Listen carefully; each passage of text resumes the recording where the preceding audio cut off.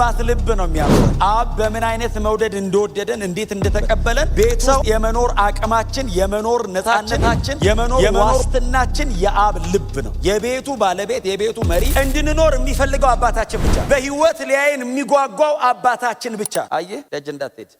ዓለም ምንም በነፃ የላትም። የምትሰጥ እያንዳንዱ ነገር ኮስት የምታደርገ ብርን እንዳይመስል ህይወትን ነው ኮስት የሚያደርግ። ምቾትን እንዳይመስል የሚከለክል ህይወትን ነው የሚወስድ። እያንዳንዷ ነገር ኮስት የምታደርግ ላይ ምንም ነገር እግዚአብሔር ቢያደርግልህ ለአንተ ሲል ቢከለክልህ ቢሰጥህ ትሞታለህ ማለት ነው። ከሰጠህ ደግሞ ቢከለክልህ ታስቸግረዋለህ ማለት ነው። እንደ ኮሃናችን ነው ትሪት የሚያደርገን እግዚአብሔር። እኔ በምሰጠው አይደለም ለእኔ ባለው እንደምትወደኝ ነው የማውቀው። ምን ያህል እንደምትወደኝ አላውቅም። ምን ያህል አንተ እንደምትወደኝ ይግባ። የሴኩሪቲ ጥያቄ የማይኖረኝ ምን ያህል እንደሚወደኝ ሰው። አባቴ ንብረቴን አንጣ ብሎ ይሄ ልጅ የሮጠው አባቱ ለሱ ያለው ልብ አንደርስታንድ ስላላረገ። ልጁ የገባው መቼ ነው? ተመልሶ ይመጣ አባት ልጅ ባሪያ የማድረግ ፕሮግራም ይመለስልኝ ነው። በምንም አጋጣሚ ከእግዚአብሔር ሸሽቼ ሮጬ አምልጫለሁ የምትሉ ሰዎች ካለ፣ አርነት መስሏችሁ ወደ ደጅ ሄዳችሁ ሰዎች ካለ ሞት ነው ያለው። የአባት ልብ አልተቀየረም። ዛሬም እነዚያ የፍቅር እጆቹ ተዘርግተው የእግዚአብሔር እጆች እንደተዘረጉ ናቸው። ከዚህ የሉቃስ ወንጌል ምዕራፍ 15 ላይ ጌታችን ኢየሱስ ክርስቶስ እንግዲህ በዛ ለነበሩ ለፈሪሳውያንና ይከተለው ለነበረው ሕዝብ የሰጠው ትምህርት ነው ወይንም ያስተላለፈው ሐሳብ ነው። ከምዕራፍ 15 ቁጥር 1 አካባቢ ጀምሮ ኢየሱስ ለምን ይህንን ምሳሌ እንደሰጠ ምናልባት እናንተ ጊዜ ሲኖራችሁ ወደኋላ መለስ ብላችሁ ማንበብ ትችላላችሁ። ጌታ ኢየሱስ ክርስቶስ ከኃጢአተኞች ጋር ነው የሚውለው፣ ከቀራጮች ጋር ነው የሚውለው፣ ከአሳ አጥማጅ ጋር ነው የሚውለው። የተለያየ በደል ካለባቸው ሰዎች መካከል ኢየሱስ አይጠፋም እና ለምንድነው ከኃጢአተኞች ጋር የምትውለው? ለምንድነው ከአንዳንድ ምናልባትም ደግሞ እዚሁ መጽሐፍ ላይ የተዘረዘረ አለ ከነሱ ጋር ለምንድነው የምትውለው ሲሉት ጌታ ኢየሱስ ክርስቶስ እንግዲህ የሰው ልጅ የጠፋውን ሊፈልግ ነው የመጣው አላቸውና ደህና የሆኑ ሰዎች እኮ መድኃኒት አይፈልጉም፣ የታመመ ሰው ግን መድኃኒት ያስፈልገዋል። ስለዚህ እኔ መድኃኒት ስለሆንኩኝ የታመሙ ሰዎች አካባቢ አልጠፋም። ኢየሱስ መድኃኒት ሰጪ አይደለም፣ ራሱ መድኃኒት። ኢየሱስ ራሱ ነው መድኃኒት። እሱ ነው የምንወስደው፣ እሱ ነው የወሰድነው፣ እሱን ወስደን ነው ፈጽሞ ደህና የሆንነው። ምንም አይነት መድኃኒት ለአንዱ ስትወስዱ ለሌላው ይጎዳል። ኢየሱስ ሲገባ የማይፈውሰው ነገር የለም። መንፈስንም ነፍስንም ስጋንም አጥንትንም ነው የሚፈውሰው። ኢየሱስ ህይወት ላይ ሲገባ የማይነካው የማይፈውሰው በክርስቶስ ምክንያት ደህና የማይሆን ነገር የለም። በእውነት እርሱ መድኃኒታችን ነው። ታማሚዎች ስለነበርን ፈልገነዋል፣ ፈልጎን መጥቷል፣ ወስደኑ ድነናል። ክብር ለኢየሱስ ይሁን። እና ከናንተ መካከል አደል ያላቸው ከናንተ መካከል ምናልባት ደግሞ 100 በጎች የነበሩት ሰው ቢኖር 99 በጎቹ እያሉ አንድ በግ ቢጠፋበት 99ኙን ሜዳ ላይ ትቶ አንዱን ፍለጋ ማሄድ ከናንተ ማን ነው አላቸው። እናንተ እንኳን ሰው ስትሆኑ ለበጎች ይሄን ያህል የምትራሩ ከሆነ እግዚአብሔር ደግሞ ሰው ጠፍቶበታል። ስለዚህ ደና ነን የምትሉትን እናንተን ሰብስቦ እዚህ ጋር ያስቀምጣል። የጠፉበታሉ የኛ አይነቱ የጠፉበታሉ እነሱን ፍለጋ የሰው ልጅ ይሄዳል ወይንም ደግሞ ፍለጋ ይወጣል ብሎ ይሄንን ምሳሌ ነገራቸው። እንግዲህ ከላይ ወጣ ስትሉ የጠፋ ሳንቲም ፍለጋ ወይንም የጠፋው ድሪም ብለን የምንጠራው የጠፋውን ሳንቲም ፍለጋ ይነገራል። አሁን ደግሞ የሚነገረው የጠፋው ልጅ። እኔ በእውነት ዛሬ ስለ ጠፋው ልጅ አይደለም ብዙ የምናገረው፣ ግን የጠፋው ልጅ መናገር አይቀርም። አባትየው ነው የሚገርመኝ። የአባት ልብ በጣም ነው የሚገርመው በእውነት ልጁን ቤት ውስጥ የሚያኖረው የአባቱ ልብ እንጂ ልጁ የሰራው ስራ ሞት ነው የሚያስፈልገው። የአባት ልብ ነው የሚያኖረን። የአባት ልብና አባትን አንደርስታንድ ማድረግ አብ በምን አይነት መውደድ እንደወደደን እንዴት እንደተቀበለን ሰው አብን አንደርስታንድ ማድረግ አለበት። አባትን አንደርስታንድ ማድረግ አለበት። ቤት ውስጥ የመኖር አቅማችን የመኖር ነፃነታችን የመኖር ዋስትናችን የአብ ልብ ነው። የቤቱ ባለቤት የቤቱ መሪ የቤቱ ራስ የሆነው የእርሱ ልብ ነው። ክብር ለኢየሱስ ይሁን። እና በአንድ ሀገር አንድ ሰው ነበር ይላል አይደል? ሰውየው ባለጠጋ ነው። 2 ልጆች ነበሩት ይላል። ኦብቪየስሊ 2 ልጅ ካለው አንድ አይነት ልጅ አይኖርም ቤት ውስጥ። ሁሌ 2 ከሆኑ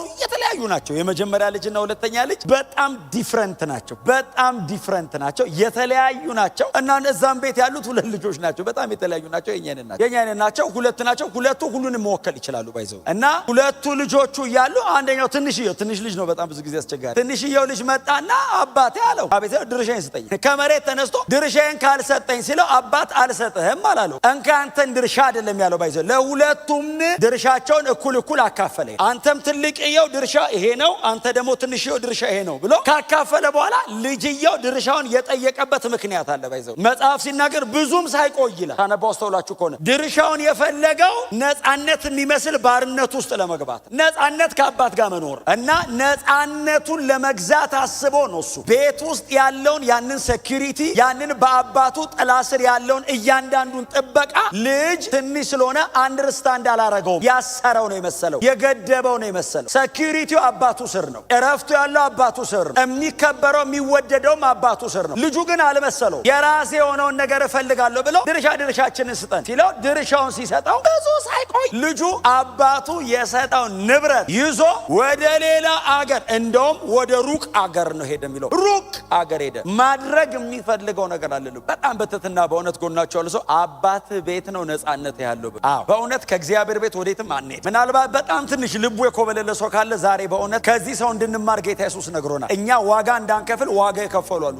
በጣም ልጆች ስለሆንን እንታለላለን። በጣም ልጆች ስለሆንን ደጅ ያለው ነገር አንዳንዴ ያጓጓናል። ውሸት ነው፣ ጨለማ ነው፣ ሞት ነው። አልቲሜትሊ ደጅ ያለው ነገር የሚፈልገን ሊገለን እንድንኖር የሚፈልገው አባታችን ብቻ፣ በህይወት ሊያየን የሚጓጓው አባታችን ብቻ። ግን አያችሁ በፈቃድ ስለሆነ የሚያኖረው አልፈልግም ማለት እምቢ ሲል አባት ማስገደድና ማስጨነቅ የሚችልበት ሌቭል አይደለም። ኦልሬዲ ይሄኛው ትንሹ ማሹር አድርጓል። ንብረት ማንቀሳቀስ ይችላል የሚል ደረጃ ሩቅ ሀገር ሄደልና ገንዘቡን አባከነው ይላል። እንግዲህ የቀድሞ ትርጉም እኔ ያስኩት አዲሱ መድኃኒት በማጋጣነት የሚል ከባድ ቃል እኔ ሳነበው ባለለው ደስ ይለኝ። ግን ጥሩ ነው በእውነት በጣም ቸርች ውስጥ ነው ያለነው።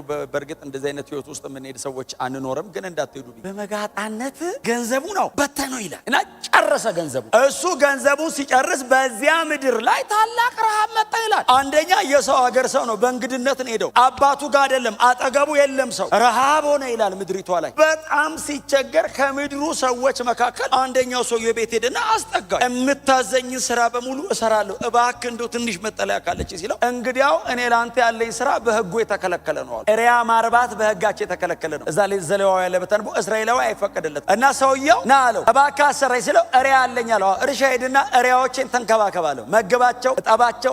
እሪያ ስታጠባስበዋል። እሪያ ጭቃ ውስጥ ነው የሚኖረው። ባይዘው የሚውለው እንዳይመስል ደስታው ጭቃ ነው። አየህ ደጅ እንዳትሄድ የማይጸዳ ነገር ነው የምታጥበው። እሪያ ሜዳ እሪያ አይወድም፣ ንጹህ ነገር እንደዚህ የሚያምር ነገር አይወድም። እሪያ ወለጭ አድርገህ አጥበው መታጠቡን መንጻቱን የማይወድ ኳሊቲ ላይፍ የማይወድ ቫልዩ የማያረግ እንቁን በእሪያ መሃል የሚጥል እኮ ነው ያለው ኢየሱስ። እዚህ ላችሁ እሪያ እንቁ ባይዘው ቀይ እንቁ ስታረግለት ቫልዩ የሚያደርገው ጭቃ ነው። ደጅ ያለው እንደሱ ነው፣ እንዳሞክሩት ነው እኮ ኢየሱስ። እስቲ አሜን በሉ። ከዛ ልጅየው ሄደ። እሪያ የእሪያ አሰር ይላል። እሪያ የሚበላውን ማለት እኮ ነው። እሪያ የሚበላውን እያበላ የመራቡ ልክ አማረው። እሪያው የሚበላውን መብላት አምሮት ግን ማን ይስጠው ይላል። አንተ እሪያ እያበላ ከዛ እንኳን እንዳይበላ ሲያበላ ተቆጣጣሪ ያለው አጠገቡ ቆሞ እንዳይጎርስ። ዓለም ምንም በነፃ የላትም። እምትሰጥ እያንዳንዱ ነገር ኮስት የምታደርገ ብርን እንዳይመስልህ ህይወትን ነው ኮስት የሚያደርግ። ምቾትን እንዳይመስል የሚከለክል ህይወትን ነው የሚወስድ። እያንዳንዷ ነገር ኮስት የምታደርግ ላይፍ እና ጌታ ኢየሱስ እንደሱ ምሳሌ እኮ እየሰጠ እኮ ነው። ከዛ ልጁ ወደ ልቡ ተመለሰ የሚል ቃል አለ። በጣም እግዚአብሔር የንስሐ ልቡ ላይ ነው የሚሰጠው። ወደ ልቡ ተመለሰ። እንዴ አባት አለኝ አይደል እንዴ? ታዲያ ምንድን ነው አባቴ ቤት ይሄዳል አለና እንደ ልጅ መሆን አለች። ለምን የልጅነት መብቱን ያጣ መሰለው አይደል? የልጅ ንብረት የልጅ የሀፍ ወስዷል። አሁን እሱ መመለስ ቢፈልግ አባትየው ና ተመለስ ቢለው ወንድምየው ራሱ ትንሽ የኔን ደግሞ እንደገና ሀፍ ይዞ ይሄዳል ብሎ እግዚአብሔር ባለጠጋ ነው። ብር ወስደህበት አይጎልበትም። የሰጠህ ይበልጣል። ህይወት ሰጥቷል። እግዚአብሔር ገንዘብ ሰጥቶ በፍጹም የማይተካ ነገር ኦልሬዲ ሰጥቷል። እግዚአብሔር ጥላውን የሚፈልገው ባለጠጋና ደሃ ለማድረግ አይደለም። ህይወት ሰጥ አየኔና የእግዚአብሔር ቁርኝት ህይወት ነው፣ ትርፍ አይደለም። እግዚአብሔር ያዋጣኛል አያዋጣኝም እያለ አይኖርም ከኔ ጋር። ምንም ነገር ሲያደርግልኝ ልጄ ነው ብሎ ነው የሚያደርግ። ምንም ነገር ሲያደርግልኝ አባቴ ነው እግዚአብሔር አሰሬ አይደለም። ምንም ነገር እግዚአብሔር ቢያደርግልህ ለአንተ ሲል ቢከለክልህ ቢሰጥህ ትሞታለህ ማለት ነው። ከሰጠህ ደግሞ ቢከለክልህ ታስቸግረዋለህ ማለት እንደ ኮሃናችን ነው የሚይዘው። አንዳንድ ልጅ ቤት ውስጥ በጣም ስማርት፣ በተለይ ትንሽ ልጅ። ትልልቆቹ ብዙ ጊዜ ስትሬት ፎርዋርድ ናቸው። ደስ ካላላቸው ደስ አላላቸው። ትንንሾቹ ይወስዱባል። አይ ላቭ ዩ ዳዲ ብሎ ወስዶታል። የለም እጅ ላይ አይ ላቭ ዩ ብሎ ይዞት ሄዷል። ስማርት ያደርገዋል። በቃ አትችላቸው። በየትኛውም አጋጣሚ ልብን ይዙታል። ትልቆቹስ ጄኒውን ሆነው ከፈለጉና ካልፈለጉ ያስታውቃል። ትንንሾቹ አታውቀውም። ምን እንዳሰቡ የምታውቀው በኋላ። እኛ ቤት ሁለት ልጅ ነው ያለው ታውቃላችሁ። ሁለቱም የየራሳቸው ስማርት እንትን አላቸው። የተለያዩ ናቸው። በተለያየ እኔ አሁን አፕሮች አረጋቸው አንዱን እንደ ልጅ አንዱን እንደ ጎረቤት ልጅ አይደለም አፕሮች። ምንም አይነት የተለያየ ባህሪ ኑራቸው መልካቸው የለ ምንም ይሆነው ሁለቱም እንደ ልጅ ነው። እግዚአብሔር በዚህ መንገድ ነው አፕሮች የሚያደርግ። ትሪት የሚያደርገን እግዚአብሔር እኔ በምሰጠው አይደለም ለኔ ባለው። እስቲ አሜን በሏ። ነገ እንደፈለገ ሊሆን ይችላል ጆይ ተነስቶ፣ እኔ ጆይን ትሪት የማደርገው በሚያመጣው አይደለም እኔ ጋር ባለው። እግዚአብሔር መቼም እኔ እንደውም ብዙ ጊዜ የምሰጠው አንድ ምሳሌ አለ ስለ እግዚአብሔር ፍቅር ስናገር። አንዴ ቆይቷል ቤት ተኝቼ ክሪስ መጥቶ ዳሪ አብሬ ልተኛ አለኝ። ና ተኛ አልኩት። ተኛ አጠገቤ ሲተኛ እንቅልፍ ይዞት እያየሁት አምኖኝ ነው የተኛው። ትረስት እኮ ስለሚያደርገኝ ነው። ሌላ ቦታውን እንቅልፍ ላይ ይዞ ይችላል። እኔ ጋር መጥቶ ተኛ እንቅልፍ ያዘው። ተነስቼ ተንበረከኩ። ሳየው ውስጤ ተነቃነቀ። እንደምወደው ያውቃል። ምን ያህል እንደምወደው ግን አያውቅም። አባት ይወዳል ብትለው በጣም እርግጠኛ ነኝ ይላል። ምን ያደርግልሃል ብትለው ምናልባት በእድሜው መጠን የሚጣፍጥ እንትን ምናምን ይገዛልኛል። ነፍሴን ልሰጠው እንደምችል አያውቅም። እና ተነስቼ ተንበረከኩ። እንደምትወደኝ ነው የማውቀው። ምን ያህል እንደምትወደኝ አላውቅም። ምን ያህል አንተ እንደምትወደኝ ይግባኝ። የሴኩሪቲ ጥያቄ የማይኖረኝ ምን ያህል እንደሚወደኝ ሳውቅ። አያችሁ አባቴ ንብረቴን አንጣ ብሎ ይሄ ልጅ የሮጠው አባቱ ለሱ ያለው ልብ አንደርስታንድ ስላላረገ ነው። ልጁ የገባው መቼ ነው? ተመልሶ የመጣ ቀን። እንደ ባሪያ ብሆን እንደው ሎሌው ልሁን፣ ከሎሌዎቹ መሃል እንዳንዱ ይቁጠረኝ፣ እንደዛ ትቼው እንደወጣሁት ልጅ በፍጹም አይገባኝም ብሎ ብላቴናው ከእሪያ ሰራው ተመልሶ ወደ እንትኑ ሲመጣ ወደ አባቱ ቤት ሲመጣ መጽሐፍ እንደዚህ ይላል፣ አባቱ በሩቅ አየው። አባቱ በሩቅ ሲያየው እየሮጠ ወደ ልጁ ሮጠ። ልጅ አይደለም የሮጠው አባትን የሮጠው እየሮጠ ሄደ፣ አቀፈው። ሲያቅፈው ልጅ እንደዚህ ያለው አባቴ አለው። አቤት ሲለው አንተንና ሰማይን በድያለሁ። ይሄ በደል አንተን ብቻ አይደለም እግዚአብሔርንም ነው። እንደዚህ አይነት በደል በድያለሁ። በቤት እንደ ልጅ ሳይሆን እንደ ባሪያ አርገኝ ሲለው አባት እንደዚህ ያለ አቅፎት። ባሪያና ልጅ የሚል ርዕስ የአባት ርዕስ አይደል። አይ ልጅ ጋር ነው ያለው። ሪግሬት ስለሚጸጸት ውስጡ ስላለ እንጂ አባት ልጅ ባሪያ የማድረግ ፕሮግራም የለውም። ይመለስልኝ ነው በእውነት። በምንም አጋጣሚ ከእግዚአብሔር ሸሽቼ ሮጬ አምልጫለሁ የምትሉ ሰዎች ካላችሁ፣ አርነት መስሏችሁ ወደ ደጅ ሄዳችሁ ሰዎች ካላችሁ፣ ሞት ነው ያለው። የአባት ልብ አልተቀየረም። ዛሬም እነዚያ የፍቅር እጆቹ ተዘርግተው ኑ አምልኩኝ፣ ኑ ተጠጉኝ፣ ኑ እቅፍ ውስጥ ግቡ። እግዚአብሔር አጠገብ ስንሆን አያችሁ ያ ሙቀት፣ ያ ጠረን፣ ያ ሴኩሪቲ ሁሌ ያለ የእግዚአብሔር እጆች እንደተዘረጉ ናቸው። የጠፋውን መፈለግ እግዚአብሔር አያቆም። ያጣውን ልጅ ሁል ጊዜ ይጠራው። ደጅ ነው የሚያየው አባቱ። ተመልሶ ልክ ልጁ ደጅ ነው ማለት ነው። አባትየው ያለው አይደል ከሩቅ አዩ ይላል። ስለዚህ አባትየው ደጅ ነው ማለት ነው። ልቡ አይኑም ደጅ ነው ያለው። ሮጦ ሄዶ አቀፈውና እንደዚህ ያላቸው ጥሩ ልብስ አምጡ። ልጁ ልብሱ ተበላሽቷል። ሪያኗ ሲመግብ የከረመው አይ ጠረኑ ተበላሽቷል። ልብሱ ተቀዳዷል። ያ ከቤት የወጣው ልጅ አይደለም። ያ አባቱ የተንከባከበው የገረጣ ነው፣ የተበለሻሸ ነው፣ የቆሸሸ ልጅ ነው። ጥሩ ልብስ አምጡልኛል። አጠቡት። ልብስ አለው። ጫማ አርጉልኛል። ቀጥሎ ቀለበት አርጉለት። ቀለበት ማለት ባይዘው በእነሱ ዘመን ማህተማቸው ያለው ቀለበት የአባቱን ንብረት እንዲያስተዳድር የተመለሰ ቀን ባለመብት ይዤ ሄጄ አባክኛለሁ አለው። ለሱማ ዋጋ ከፈል ካለው ከእሪያ ጋር ቀረ። አገኘሁ እኮ ምን መስለህ ነው ያገኘ። ግን በተመለስክበት ቅጽበት ግን ልጄ ነው። ኢየሱስ ጌታ በመጣ ሞመንት ግን የኔ ልጅ ቀለበቴ ነው። አውልቀ ነው ሰጠኝ ሄድከው። ሌላ ነበር የፈለግከው። ና ይሄው እንካ ዛሬ ማዘጋጅቼን ያስቀመጥኩልህ አድርገው ቀለበቴ ነው። ከዛ እንደዚህ ይላል አይደል አባ ልጄ ሞቶ ነበር። የለም ሄዶብኝ ሞቷል ብዬ ነበር። አለ በህይወት ጠፍቶ ነበር ተገኘልኝ። እና መስግን ድግስ እንደግስ ፍሪዳ አረዱ ይላል። እንግዲህ የሰባውን ታላቅየው ሲቀልብ የከረመውን በሬ የሄዳችሁ እየመጣችሁ ያዘጋጀነውን በሬ አትውሰዱ። አምጥተው አረዱ እየዘመሩ እያመሰገኑ እያለ ትልቅየው መጣ ይላል። በወንድም ልብ እኮ አይኖርም፣ በአባት ልብ ነው የሚኖረው። ማን ያኖራል? አሳዳጅ ባለበት ዘመን ምን ይሰራል እዚህ ቤት? የቤቱ መሪ እንኳን አባት ሆነ። ጎናቸው ያለው ሰው በእግዚአብሔር ልብ ነው የምንኖረው በሉት። ወንድምየው መጣ ከደጅ እኛ ቅድም እንዳመለክ እየተዘለለ ይዘመራል። ክብር ለአንተ እግዚአብሔር እያለ ለምን ተመለሰ ሰው እዚህ ታውቃላችሁ አይደል? በየቀኑ የሚድነው ሰው ብዛት አንድ ቀን እኮ ተሰብስበን ስለዚህ ጉዳይ ብቻ ነው ማመስገን ያለበት። አንድ ሰው ሲድን እኮ በሰማይ ለምን መሰለ ደስታ የሚሆነው ሰው ዳነ ተብሎ ብቻ እንዳይመስል እኮ የኢየሱስ ደም ቫልዩ አገኘ እኮ። ኢየሱስ የሞተበትን ጉዳይ ሰው ገባው። መላእክት አንደርስታንድ አደረጉ።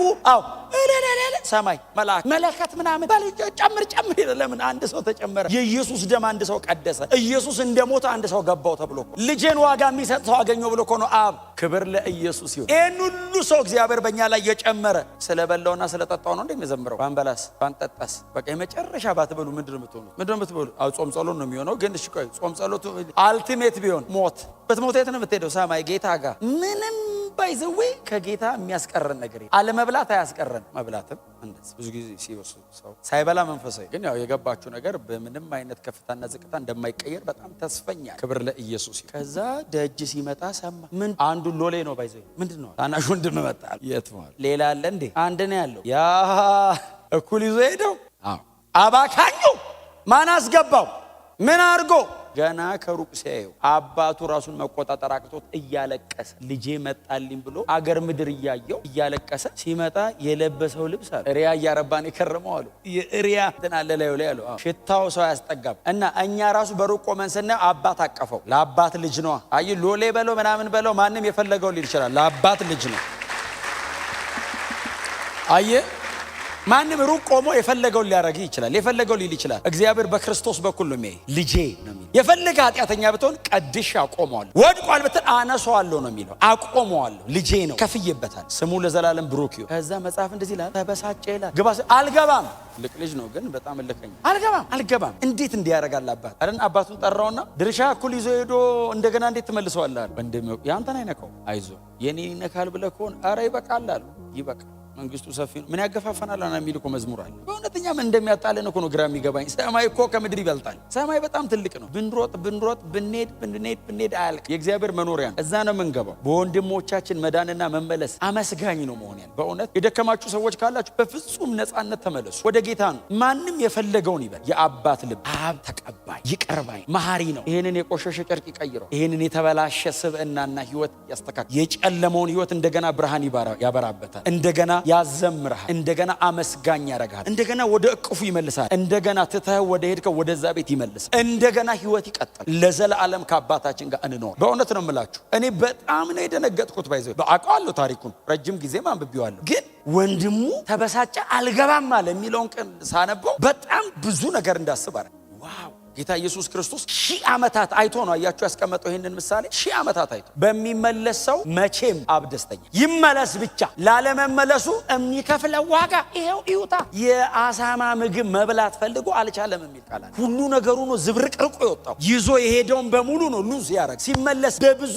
ጉዳትና ጸጸት እኮ ነው የተመለሰው። ቤቱ ውስጥ ከመጣ በኋላ እኮ የሄደው መንገድ እኮ ዋጋ አስከፍሎታል። እላዩ ላይ እኮ ምልክት እኮ አለው። አባት ግን በዛ መንገድ አይቀበለውም እንጂ ልጁ የከፈለው ዋጋ እኮ አለ። በጣም ዋጋ ከፍሏል። በጣም እግዚአብሔር ረድቶት ሳይሞት ተመለሰ እንጂ በዛ ቢቀርስ የመመለስ ልብ አይኖሮስ? በምንም አጋጣሚ ውስጥ ሆኑ ተመለሱ። ኑ ወደ ጌታ፣ ኑ ወደዚህ ጌታ። በእውነት በገንዘብ ብዛት፣ በስልጣን፣ በምንም አይነት መንገድ የማይገኝ ልጅነት እግዚአብሔር ጋር ብቻ ነው። ወዳጆቼ በእውነት ሞኝ ነበር ልጇ። አያስተውል ብዙ ብር ይዞ የሚኖር መስሎት የአባት ፍቅር ነው የሚያ ሰው ሲከበው ግርግር ሲፈጠር ያላንተ ማን አለ ምናምን ሲሉት ውሸት። የአባት ፊት ብቻ ነው የማይቀር። ማንም ሰው ይለወጣል። ማንም ሰው ነገ ትቶ ሊሄድ ይችላል። አጠገብ የለውም ሊል ይችላል። አይኑ አባቱ ሁሌ የማይቀየር እግዚአብሔር። ክብር ለኢየሱስ ይሁን።